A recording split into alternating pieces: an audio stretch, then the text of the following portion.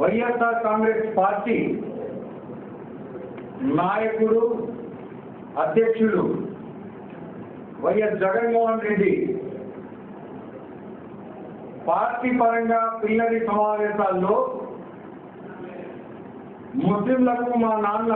4% reservation కల్పించి ఉద్యోగ విద్యాపరంగా ఒక రకమైన సాయం చేస్తే నేను ప్లీనరీ సమావేశం ద్వారా ముస్లింలకు ఒక మాట చెప్తున్నాను. నా పార్టీ అధికారంలోకి వస్తే ఖచ్చితంగా ముస్లింలకు 5% రాజకీయ రిజర్వేషన్ కూడా నేను కల్పిస్తానని వారు వైఎస్ఆర్ కాంగ్రెస్ పార్టీ అజెండాలో పెట్టారు. మనం నిజంగా ముస్లింలైతే, నిజంగా ఇస్లాం ధర్మం పైన నడుస్తుంటే, ఖురాన్ మనకు పవిత్రమైన గ్రంథమే అయితే ఆ గ్రంథంలోనే ఆ పరమాత్ముడు అన్నాడు, హల్ జజాఉల్